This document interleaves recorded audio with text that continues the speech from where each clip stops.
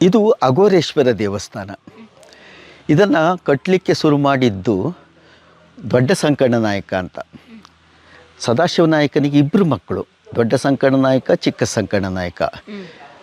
ದೊಡ್ಡ ಸಂಕಣ್ಣ ನಾಯಕ ಕೊನೆಗೆ ಅವನಿಗೆ ಒಂಥರ ವೈರಾಗ್ಯ ಬಂದು ಸನ್ಯಾಸಿಯಂತೆ ಅವನು ಉತ್ತರ ಭಾರತದ ಕಡೆ ಹೋಗ್ತಾನೆ. ತಮ್ಮನಿಗೆ ಇಲ್ಲಿ ರಾಜ್ಯವನ್ನು ಕೊಟ್ಟು, ಅಧಿಕಾರವನ್ನು ತಮ್ಮನಿಗೆ ಕೊಟ್ಟು, ಚಿಕ್ಕ ಸಂಕಣ್ಣ ನಾಯಕನಿಗೆ ಕೊಟ್ಟು ಉತ್ತರ ಕಡೆಗೆ ಹೋಗ್ತಾನೆ. ಉತ್ತರದ ಕಡೆಯಲ್ಲಿ ನೇಪಾಳ ತನಕ ಹೋಗ್ತಾನೆ ಅಂತ. ಅಕ್ಬರ್ನ ಆಸ್ಥಾನಕ್ಕೂ ಹೋಗಿದ ಉಲ್ಲೇಖ ಸಿಗತ್ತೆ.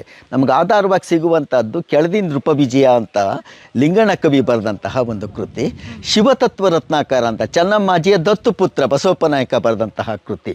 ಅಲ್ಲದೆ ಹಲವಾರು ಚಿಕ್ಕ ಚಿಕ್ಕ ಶಿಲಾಶಾಸನಗಳಿಲ್ಲ. ಕೆಳದಿ ಕಾಲದಲ್ಲಿ ಶಿಲಾಶಾಸನ ಬರೆಯುವಂತಹ ಪದ್ಧತಿ ನಿಂತೋಗಿತ್ತು.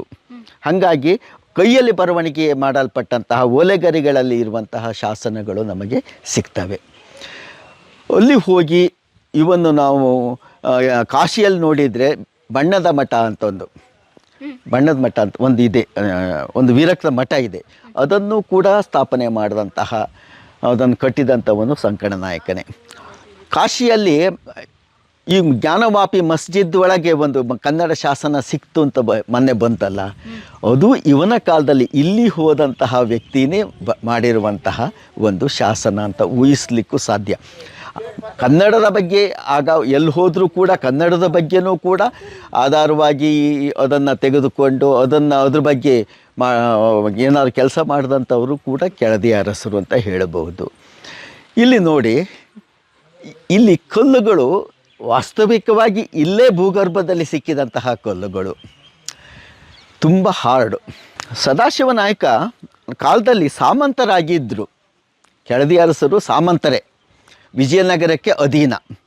ವಿಜಯನಗರ ಹೇಳುವಂಥ ದೊಡ್ಡ ಛತ್ರ, ಅದರಲ್ಲಿ ಅವರು ಏನು ಮಾಡ್ತಾರೆ, ಒಂದೊಂದು ಭೂ ಪ್ರದೇಶವನ್ನು ಆಳ್ಕೊಂಡು ಹೋಗಲಿಕ್ಕಾಗಿ 8 ಮಾಗಣೆ ಅಂತಂದರೆ ಒಂದು ಸೀಮೆ ಅಂತ ಹೇಳ್ಬೋದು. 8 ಸೀಮೆಗಳನ್ನು ಒಂದಿಷ್ಟು ಜನಕ್ಕೆ ಕೊಟ್ಟರು. ಅದೇ ಲೆಕ್ಕದಲ್ಲಿ ಕೆಳದಿ ಆಗಿರ್ಬೋದು, ಅಥವಾ ಮೈಸೂರು ಆಗಿರ್ಬೋದು, ಚಿತ್ರದುರ್ಗ ಆಗಿರ್ಬೋದು, ಹೀಗೆ 8 ಸೀಮೆ ಅವರೇನು ಹೆಚ್ಚು ಕೊಟ್ಟಿಲ್ಲ. ಅಷ್ಟೊಂದು ಭಾಗವನ್ನು ನೀವು ನೋಡ್ಕೊಂಡು ಹೋಗಿ ಅಂತ. ದೊಡ್ಡ ಆಡಳಿತ ನಡೆಯುವಂಥದ್ದು ವಿಜಯನಗರವೇ. ಆದರೆ ವಿಜಯನಗರಕ್ಕೆ ಹೆಗಲಿಗೆ ಹೆಗಲು ಕೊಟ್ಟಂಥವ್ರು ಇವರೇ. ಹಾಗಾಗಿ ಇವರಿಗೆ ವಿಸ್ತಾರಕ್ಕೆ ಅವಕಾಶ ಕೊಡ್ತಾ ಬಂದರು. ಅವರಿರುವ ತನಕ ಹೆಚ್ಚು ಭೂಪ್ರದೇಶವನ್ನು ಇವರಿಗೆ ಆಳ್ವಿಕೆ ಮಾಡಲಿಕ್ಕೆ ಅವಕಾಶ ಕೊಡ್ತಾ ಬಂದರು. ಬಾಕಿ ಎಲ್ಲ ರಾಜ್ಯ ಸಂಸ್ಥಾನಗಳಿಗಿಂತ ದೊಡ್ಡ ಸಂಸ್ಥಾನವಾಗಿ ಬೆಳೆದಿದ್ದು ಕೆಳದಿ ಸಂಸ್ಥಾನ.